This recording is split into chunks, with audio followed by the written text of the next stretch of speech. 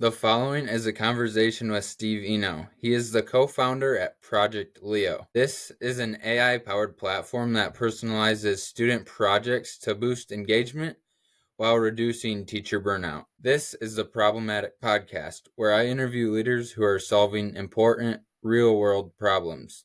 Tune in every Wednesday to hear from someone who is making the world a better place.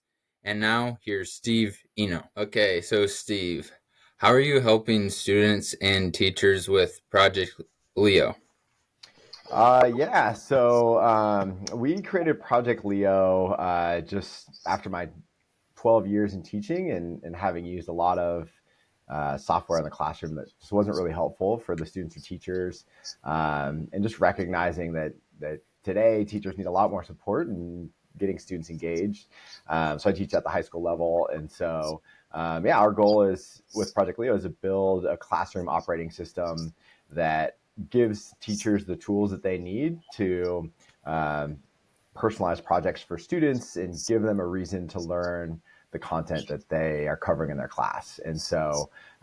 Teacher facing, we want to just have the tools and resources, leveraging generative AI that can help teachers manage a classroom of 30 different students with 30 different interests and 30 different skill levels.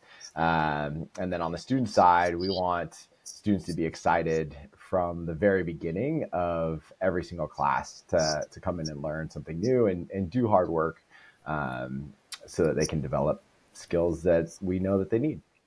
So, how do you plan to gamify education? Good question. Gamify is an interesting word. I've worked for a couple different startups in the past that really kind of leaned into that gamification, teaching students problem-solving skills through collaborative games and things like that. I think in terms of like the classroom experience, I think it's a balance, because I think sometimes if things get gamified too much, students often think that school should be easy or it should like feel fun all the time. But a lot of the skills that students need to develop takes some grit and some, working through problems that are not always the most fun. So I think gamification can happen on small ends, kind of like Duolingo does. I think Duolingo does a really good job where Yeah. it's engaging. It helps kind of build habits and consistency, but it's not like overtly like, hey, you're gonna try to do this tower defense while learning your ABCs or something like that. So I think it's just having that right level of engagement for gamification in the classroom, but not overdoing it. Okay. So, what do you want to accomplish in the education system in the long run? So our goal, I guess my goal, started when I was a high school student. I just remember being a part of a lot of different social groups. I was on the football team, and had skateboarder friends, and but I was in all the AP classes and things like that. And I saw a lot of my skateboard friends just get treated differently, just because of kind of their clothes they wore or like the cliques that they hang out with. So I think first off, I just want differences to be celebrated in the education system. Dan Meyer does a really good job saying that, like, hey, every student has their own experience that they're bringing to school and to the classroom, and our job as educators is to welcome that and to unlock that experience to help them continue to learn and grow. So I'd say that's a big first thing, and a second thing is that I had a math teacher in high school for 3 years. Her name's Kathy Clemmer, and she was everybody's favorite teacher. She knew how to kind of unlock every single student. She had this magical ability to get to know students really quickly, and then raise every single student's ceiling in terms of their conception of mathematical, abilities that they had. And so you walked away from her class with a passion for math and increased kind of insight into your own math abilities. And so she's the teacher that made me pursue engineering and have a love of math from when I was a high schooler. And I think every student should have access to that type of educator, And so that's my second goal, is that I want every student to be able to be in a classroom where they can feel inspired, and they could, just have a teacher guiding them to go farther than they could have ever imagined. Okay. So could you fill us in a little bit on your backstory and how you got to Project Leo? Yeah. So I guess I'll kind of start with college. So I majored in electrical engineering at Johns Hopkins University. Played football and baseball, and yeah, that just comes into play because I continue to coach to this day, athletics, and that's played a big part in terms of my own pedagogy and how I teach in the classroom. But yeah, after college, I worked for a software company called Saba Software that focused on human capital management. And so that was my kind of introduction to software for human learning and development. And then while I was working for that company, I started coaching high school football at my alma mater, Elscano High School. And they said, "Hey, I heard you might be interested in teaching one of these days. We just got $1 million to launch an engineering program. Would you be interested in launching that?" And I said, "Sure, that sounds like a lot of fun." So that's how I jumped into teaching. Got my credential, taught engineering and coached robotics, the first robotics competition team there. Also coached football and baseball. So I was at Elscano High School for 6 years, and then I moved to Maryland. Worked for a private school, McDonough School in Owings Mills, where I launched a new program called Social Entrepreneurship, Engineering, and Design, where two other teachers and I kind of co-taught, and we pushed the limits to project-based learning. We said, what if we had 80 kids in this new building that we had designed and developed for innovation? And what if we helped students go through the entire innovation lifecycle, from design to engineering a solution, and then to creating business around that solution? And then from there, we moved from Maryland back to California during COVID. And I homeschooled my boys for a year, and then worked for a few different education startups. Synthesis was one of them, Spike Lab, and then also Two Sigma School.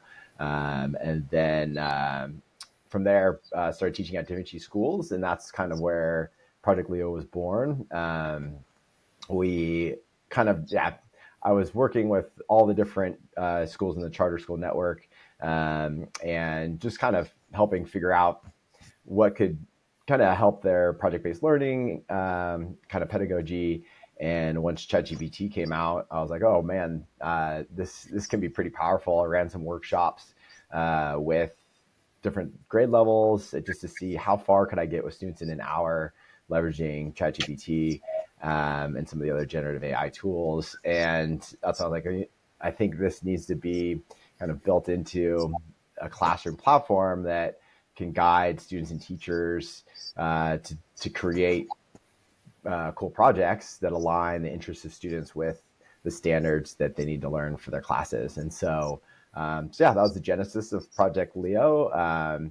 And yeah, we got some grant funding and lucked out. A friend of mine got laid off from Google, actually, and then he helped us build a legit platform that is scalable and can support schools all over the world now. And yeah, so that's and we've been refining this idea of a new classroom operating system ever since, I guess, almost a year ago when Project Leo first started. It's exciting. What's your ideal education system look like? Man, that's a really good question. I think in terms of like I just was reading Ryan Holiday this morning, and his daily dad newsletter, and he was just writing about how every kid is different, and every parent has to make a tough decision around what type of education their child should get. And I have three boys, and three very different personalities, three very different skill sets and interests, and so they have three very different needs in terms of their optimal school. And so, I mean, I think the ideal school system is one where parents have the support to make an informed decision about what's best for their kids. And then they also have the options to be able to say, hey, like this, my child needs maybe a smaller classroom environment that's usually only available to families that can send their kids to private schools, or my student is like very great independent learner. Maybe they need more socialization so they can go to a bigger school. And then like the right mix of athletics or music or whatever it is. I think just having choices where it's easy to get to and manageable by the parents. I mean, I think that's the ideal system, is one where it's flexible. There's a lot of choice, and it fills the wide variety of needs for students. Obviously, that's very difficult to implement Yeah. at scale, but shooting for the stars. Yeah. So how do you actually implement something that can vary so much for each student? I think that's one of the goals that Project Leo, our company, is trying to do. We view as every classroom as kind of a unique environment. Every teacher having a unique skill set with, obviously a unique set of students. So at this, I guess the big level, there's only so much you can control in terms of the larger education system, and I think. You can start with the classroom. So if you can try and make it so that the classroom is more adaptive to the different schools the different students and the different teacher from year to year, and it's not so locked into like the same curriculum or the same style, the same format year to year, then you'll have a little bit more evolution and a little bit more variability to fill the needs of different students.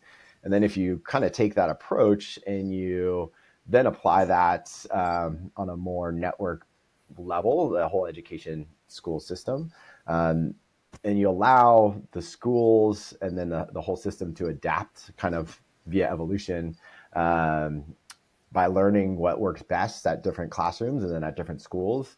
And then you allow those to propagate. And then you kind of say, oh, there's certain things that aren't working quite as well. And you allow those to die off, and then let the good fill its spot. I think the key for that type of evolutionary school system to happen is you have to have a lot better data at the classroom level. And so that's what we're trying to do with Project Leo, is to finally get some better data around student learning and around classroom efficacy, so that we finally can really tell, like, hey, this is really working at a specific classroom level at a specific school. Let's see if it can be kind of spread, and also learn from what's working at other school sites as well. So until we have that ability to truly measure what works and learn from all the various kind of inputs across the school system, we won't get to that optimal school system. But if we can allow the system and the classes to evolve, then I think we can get a little bit closer. Okay. So let's talk about AI a little bit. How do you think AI will change the education system? I think AI. I mean, we're still so early on in this generative AI, I guess, wave, and I think things are going to continue to change pretty rapidly. I think it's going to really. I mean, obviously, our hypothesis as a company of Project Leo is that we think generative AI can really magnify the human conversations that happen in the classroom, instead of detract from it. And so if you allow teachers to bring student interest to the forefront of the class, allow students to have conversations both with teachers, with other students, potentially peers outside of their local school system, and even professionals, then you have a lot richer conversations around interests, around skills development. And so I think generative AI has the ability to potentially amplify what's possible with human conversations. And I think if we lean into that versus like replacing anything, Michelle Culver has an amazing new initiative called Rhythm, where she really tries to explain that kind of continuum. Like we want things that enhance, not replace. We want tools. We don't want companions. And if we're able to hit that sweet spot around tools and enhancement with AI, then I think the education system can benefit. But I think there's a lot of, unfortunately, the things getting the most press right now are AI chatbots and these personal tutors, which are trying to do some replacement, which I don't agree with.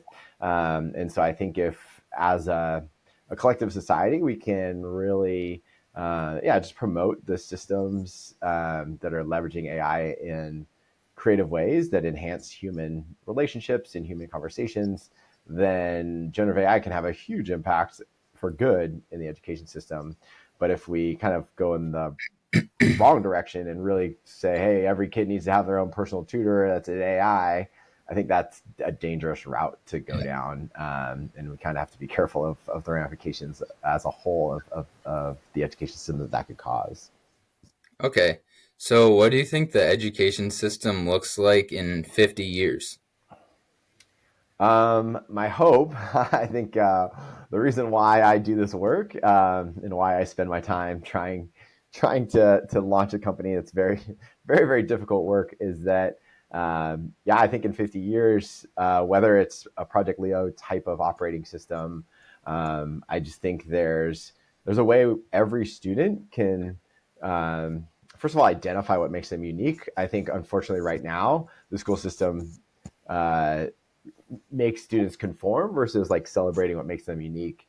And I think in 50 years, my hope is that we're able to identify, hey, this is what makes Devin super unique and talented. Here's his unique experience set and skill set where he can uniquely add value to this particular part of the world.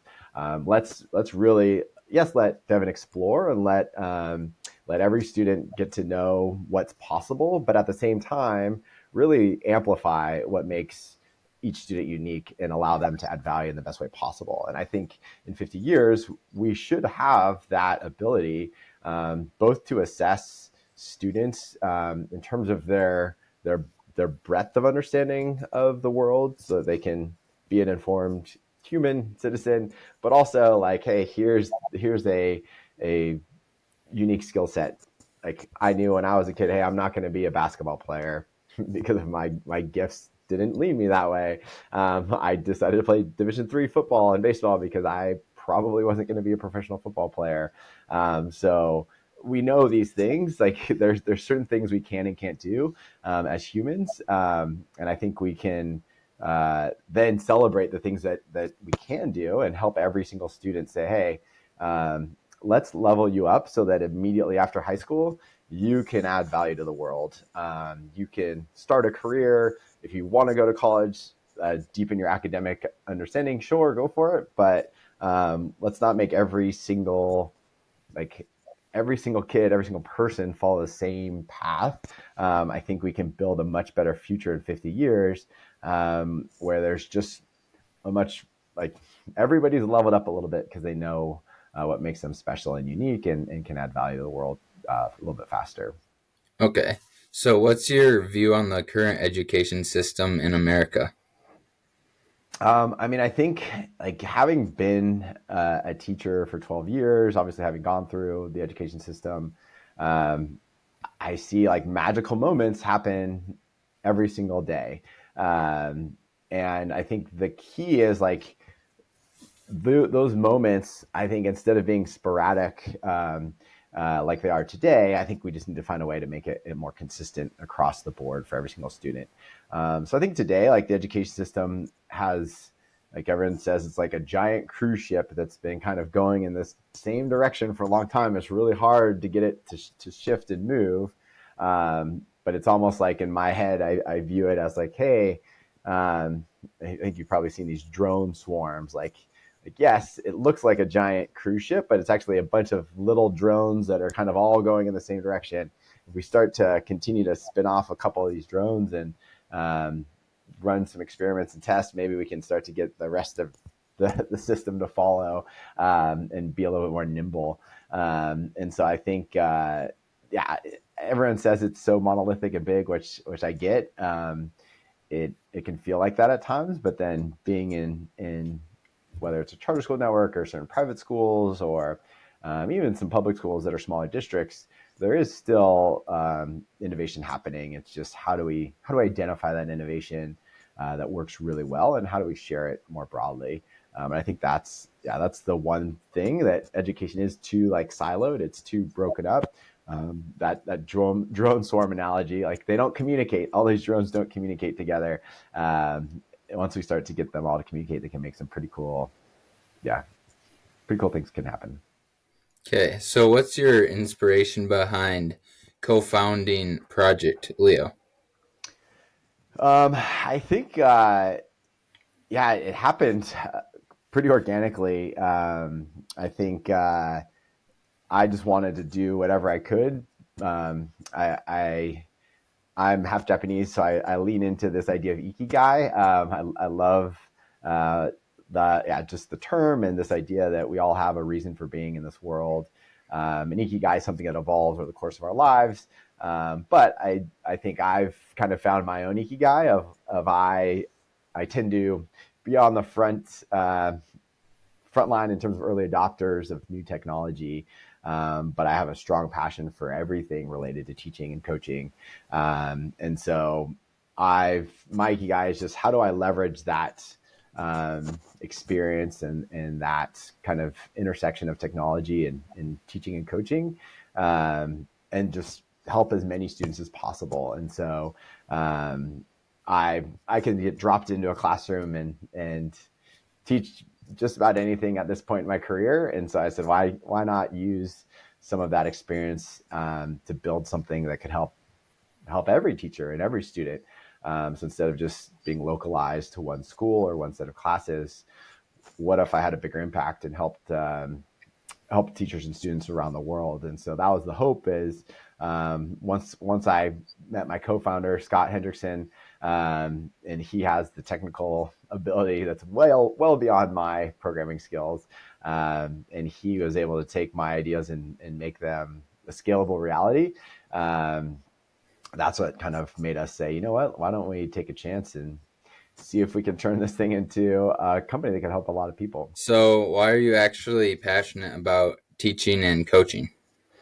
Yeah, I mean, I think every time I get a chance to work with a student or a player, and then just getting to unlock something for them, getting them to move farther than maybe they even realized, to be able to understand something a little more clearly or be able to execute on a skill better.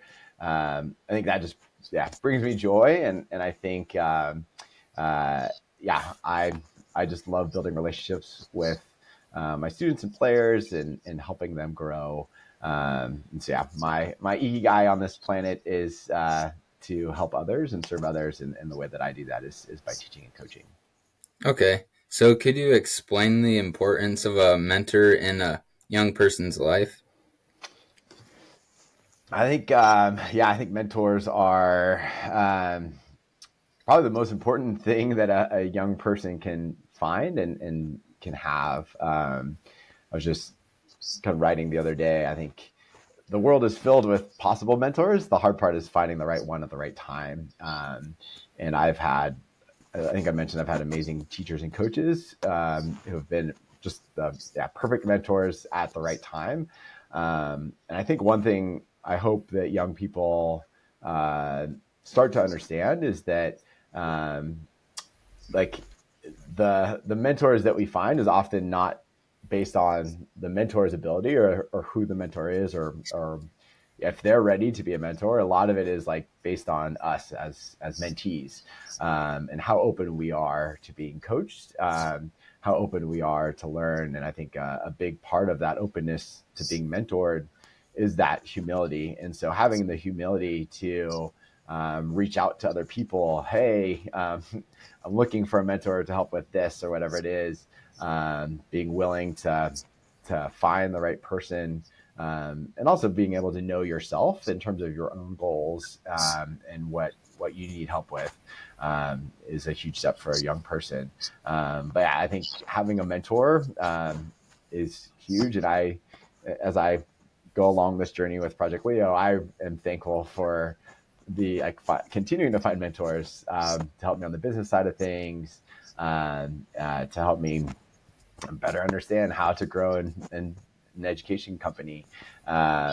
There's yeah, I've met many more mentors that I'm super thankful for today, and definitely thankful for all the mentors throughout my life. Okay, so what are some impactful moments you've had while teaching, mentoring, or coaching someone?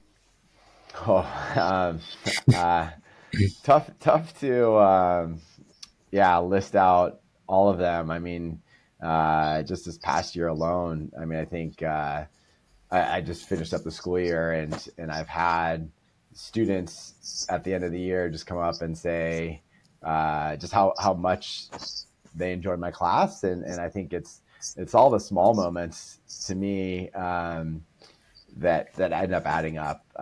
Comments that I think I've learned to make, whether it's just nudging students to believe in themselves, to um, yeah, try to build something that they may not think they can build at the moment, or solve a problem that they might think is out of their reach, and break it down for them in a way where they can at least start the journey, and then seeing them overcome challenges, and then yeah, just those thank you notes, in terms of how I might have changed their thinking a little bit along the way. And then obviously on the sports field, um, just seeing my kids' teams, whether it's their baseball teams or football teams, um, just seeing them execute on something that we've practiced, but also play above their normal level, just because they believe in themselves and they have a coach or a group of coaches who believe in them. I think that all of those moments are super impactful. And then seeing former students thrive and be successful is always amazing. I have former students who are my mentors now, who are just at the top of their field and are now able to mentor me, whether it's in yeah, the business or the marketing, or the athletics. It's always like my favorite quote from a Star Wars movie. Yoda says in The Last Jedi, the burden of every teacher is that our students are what they grow beyond who we are today.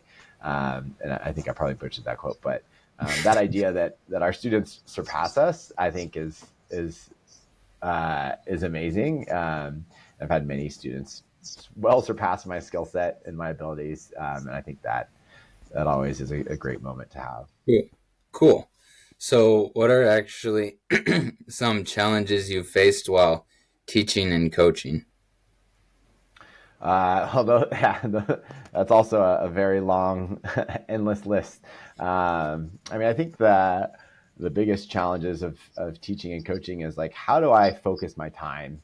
Um, there's always a million, I don't want to call them distractions, but there's a million routes you can go down as a teacher or a coach, um, where I want to spend precious minutes doing a certain lecture or maybe trying something out. And those precious minutes you don't get back. And so I think every challenge in whatever form it comes in is, how do I stay focused on what is going to have the biggest impact on the most of my students and players. And if you can keep that focus consistently, and you can have a plan where that focus hopefully starts compounding upon itself, then you can, yeah, overcome a lot of those challenges slash distractions. But I think those challenges are endless, and they're going to come in many different forms. And I think if you can just find a way to overcome those challenges and get back to what's most important, which is hopefully building great relationships with students and players, and developing the most important skills wherever they are at that moment in their learning journey. I think all the other distractions slash challenges hopefully get minimized and go away. Okay. So, what are some misconceptions you've seen in America's education system? I mean, the misconception I see, unfortunately, too much, um, is I think people doubt what students are capable of, whether it's at tech companies, whether it's um, individual teachers who just are overwhelmed and they have their way of doing things. Um, I think the whole education system it has a bad misconception about what is possible, what teenagers are possible of accomplishing and doing, and I think that to me is the biggest misconception is teenagers, high school students, heck, any kids of any age are capable of doing a ton. I think the key is how do we meet them where they are? How do we unlock the experience that they bring to the classroom in a way that allows them to flourish? And I think once we can do that, that misconception hopefully goes away, and we allow students to do the amazing things that they're truly capable of doing. What have been your favorite books, podcasts, or just any other resources? I guess it depends on the area. I'm a huge podcast fan, um, and just taking a quick look. I mean, obviously, I like the standard top podcasts, Huberman Lab podcast for health and wellness.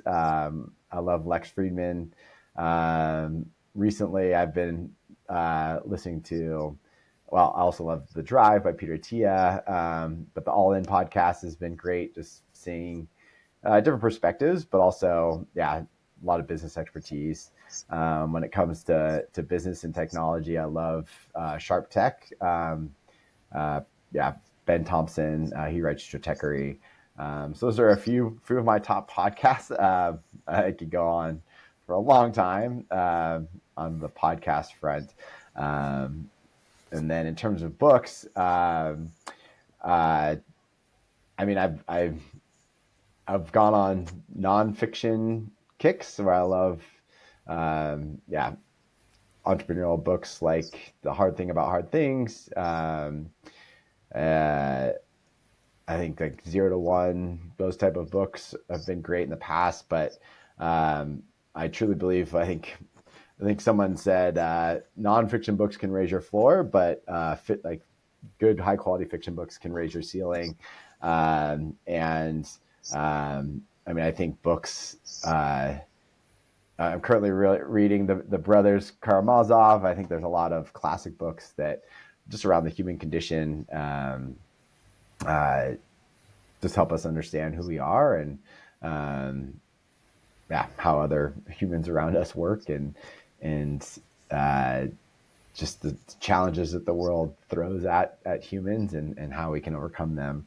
I guess in terms of other books, other authors, I love Seth Godin. Obviously, that's back in the nonfiction category. I'm trying to blank it on some of my favorite fiction books. Always love the classics like Harry Potter. But yeah, I've read Silence this year, going back to my Japanese heritage. Um, and then, the Border trilogy. Um, Who do you look up to in the field of education? First and foremost, my mentor, Kathy Clemmer. She had a prolific career as a calculus teacher. Also created her own kind of pedagogy that's the underlying foundation for Project Leo, from the Center for Math and Science Teaching out of Marymount University. She's been an inspiration for everything I do in the education system. Um, and I guess today people like Dan Meyer, who uh, continue to put kind of teachers and students first before the technology, are also people that I look up to. Okay.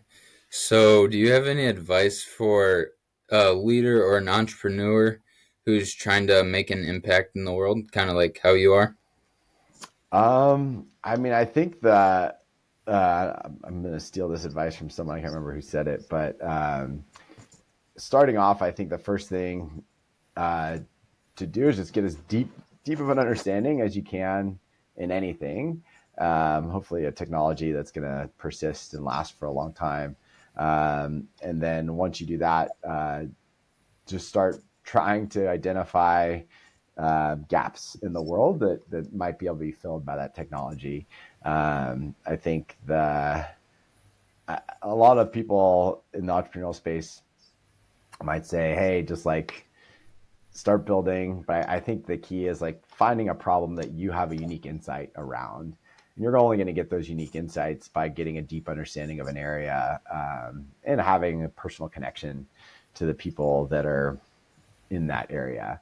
So for me, it was 12 years of teaching and trying to build solutions for things that I saw weren't working as well as I would have hoped in schools. And I've tried many things that didn't work. But I think finally having like over a decade of teaching experience and allowed me to start to see some problems that could be solved with some of this new technology. And so yeah, find an area that you're willing to spend a decade in and get a deep understanding in that area, and then just start solving problems by building solutions. And then iterate as fast as you can, because your first solution is, I say this to my students all the time, your first solution is going to be your worst solution. Not that it's a bad solution, but hopefully as you iterate on that second, third, fourth, fifth time, it gets better and better and better. So just keep building, keep iterating, until you get something that naturally grows. Okay, so how can listeners get involved and support your mission? I mean, if any of the listeners know a teacher, if they're involved in any K-12 school, just mention Project Leo. Send teachers and students in the K-12 system to projectleo.com. We're going to be kind of refreshing our website, but also improving our offerings. I'll be doing a lot more writing on our Substack, producing a lot more videos that explain how Project Leo works. I think just mentioning Project Leo to people and sending them to our website, projectleo.com, is the best thing that you can do to support our mission and helping every student teacher around the world. Hopefully revamp the classroom operating system to do more amazing things for students and teachers. Okay, well, thank you so much. I appreciate you coming on. Yeah, thank you, Devin. This has been a lot of fun.